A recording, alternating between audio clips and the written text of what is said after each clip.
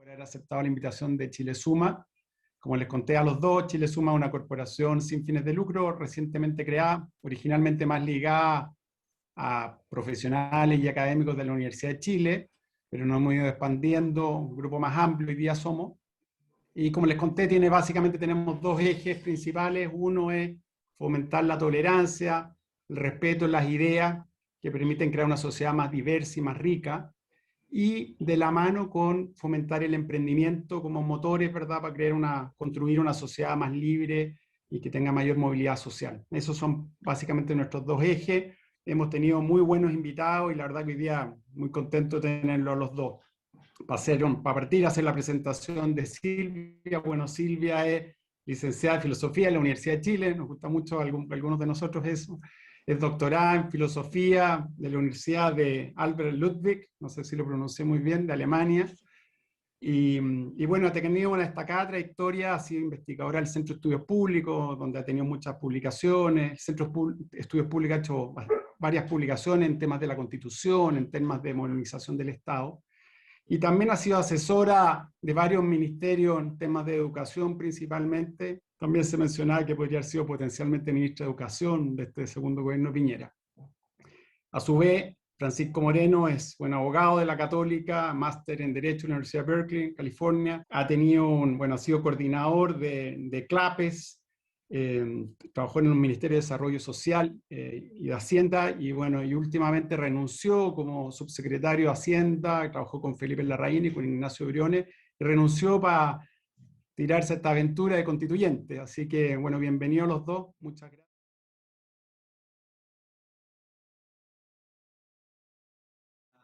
En primer lugar, agradecerte, Julia, y por cierto a todos los que participan de Chile Suma.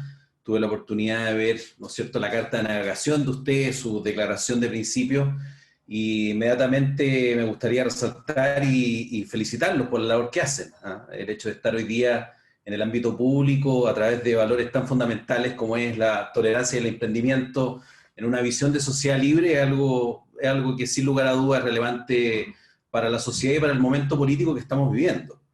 Siempre nos dijeron que la elección por sistema binominal dejaba fuera un grupo importante de sectores políticos de la sociedad chilena. Y cuando se produce este cambio, ¿no es cierto?, el 2015, en el segundo gobierno de la presidenta Bachelet, yo era de los que tenía cierta esperanza de que generáramos, ¿no es cierto?, no una continuidad, pero sí que se continuara el Congreso como lugar de acuerdos y que hubiese un desarrollo y un desenlace político positivo desde el punto de vista del desarrollo económico, social y de la estabilidad política.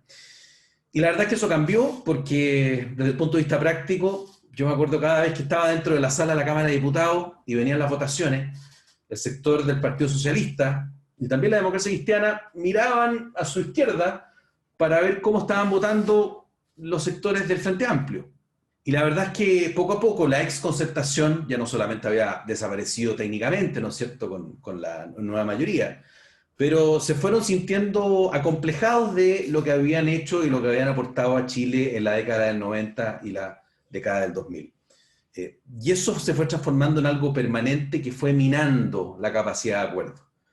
Cuando vemos, por ejemplo, la pérdida del sentido de urgencia que tenía el Congreso Nacional en su momento, para pasar a tramitaciones de leyes tan relevantes como la que tuvimos de modernización tributaria, que habían beneficios a la vena para las pymes, que generaban, ¿no es cierto?, mayor certeza jurídica, que establecía instrumentos que iban a permitir un aumento de la inversión, que había estado tan debilitada los últimos 4 años. Y resulta que la tramitación de ese proyecto de ley duró 1 año y medio, desde agosto del 2018 a principios del 20, ¿ah? Ahí uno puede sacar ciertas conclusiones, y lo mismo a propósito del tema de las pensiones.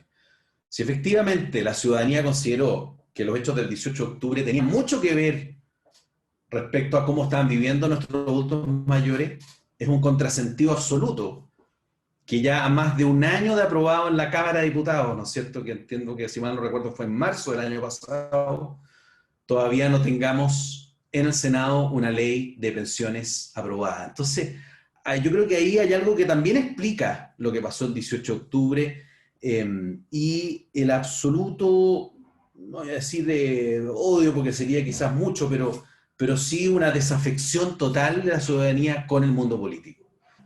Cuando uno está, ¿no es cierto?, en las conversaciones del casa a casa, en las reuniones con distintas organizaciones comunitarias funcionales, bueno, hay una crítica sideral, total, absoluta, respecto a nuestra clase política, ¿eh?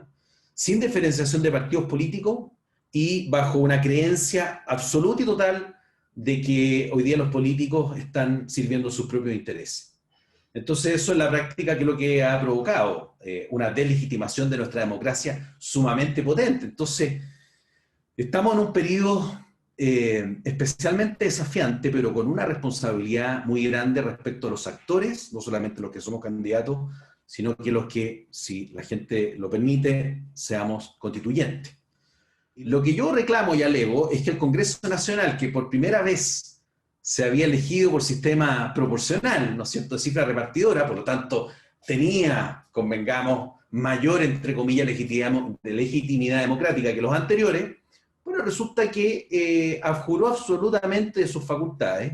En ningún momento fue tema ni posibilidad de que el mismo Congreso Nacional tramitara reformas importantes a la Constitución en un plazo razonable, de modo tal de dar certeza al sistema político y generar un clima mayor de entendimiento y de paz. Entonces nos fuimos por un camino bastante largo, porque si ustedes consideran, viene abril, si Dios quiere ya hay elecciones, parte esto en mayo, termina en mayo del 22, ahí viene el plebiscito que será en junio-julio, y bueno, para ello falta su trecho, falta su tiempo, versus la posibilidad de que el mismo Congreso Nacional hubiese generado, o al menos intentado haber generado cambios relevantes a nivel constitucional. Nunca se exploró esta alternativa, porque se decía que era tal nivel de polarización del Congreso que mal se podría haber llegado a ningún tipo de acuerdo, y esto había que hacerlo de cara a la ciudadanía, en fin. De los que cree que necesitamos paz, obviamente, tranquilidad, orden público, que son las cosas básicas, ¿no es cierto?, que a uno le van a permitir poder deliberar políticamente con el resto de los constituyentes. Sin eso, yo no puedo esperar absolutamente nada.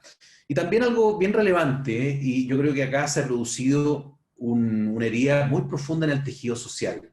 La amistad cívica que Chile tenía, ¿no es cierto?, o al menos sectores mayoritarios, hoy día eso se ha resquebrajado y no se ve mucho. A nivel de campaña uno lo siente en carne propia, y estar en lugares, ¿no es cierto?, tan abiertos como puede ser una feria, uno ve el nivel de animadversión. Yo acá veo que hay una herida profunda en el tejido social y que la amistad cívica es algo casi del pasado.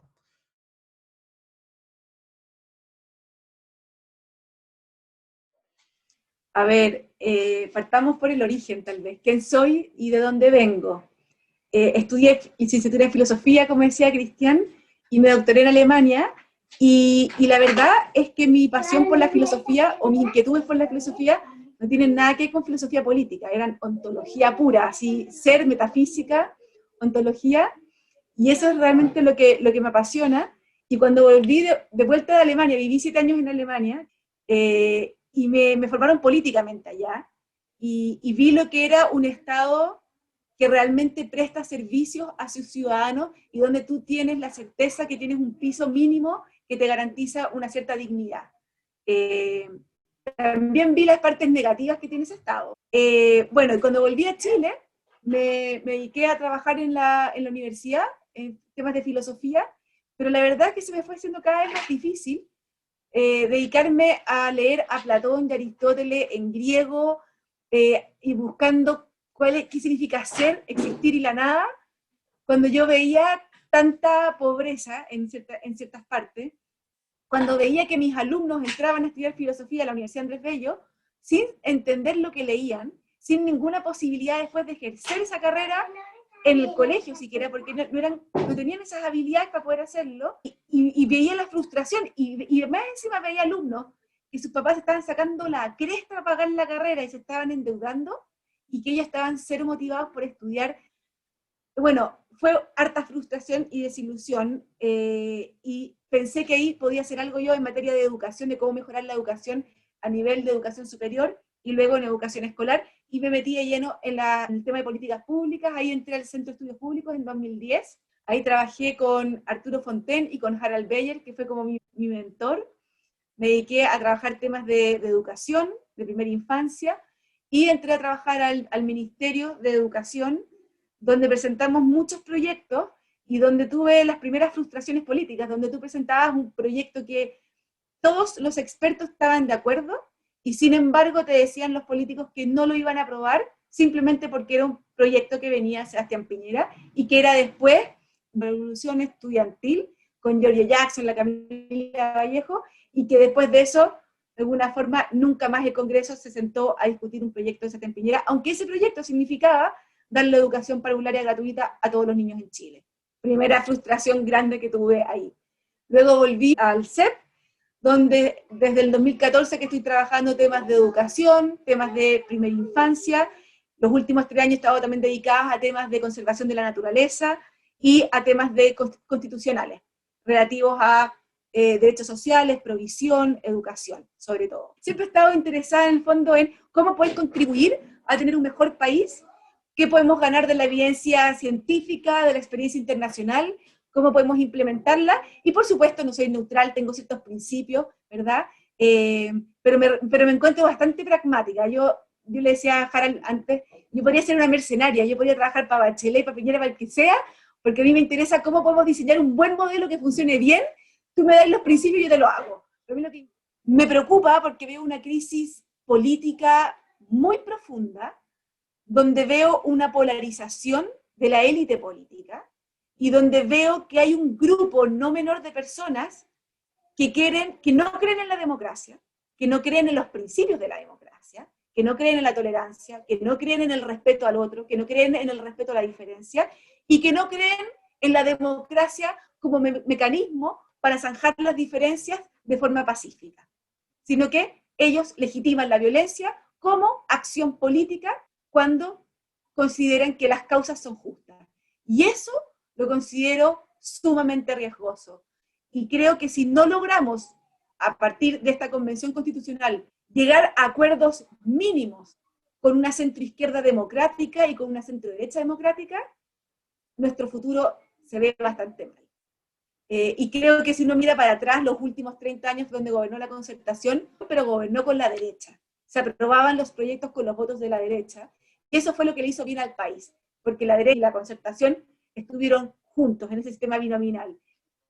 Yo creo que no es posible que a un país le vaya bien solamente gobernando con un ala del área política. Tiene que haber un consenso mínimo democrático entre los grupos que son democráticos. Pero hoy día veo a una centroizquierda que de centro no le queda nada y que se ve súper presionada por el ala más izquierda, y que la veo confundida, la veo estresada, presionada y perdiendo sus valores democráticos.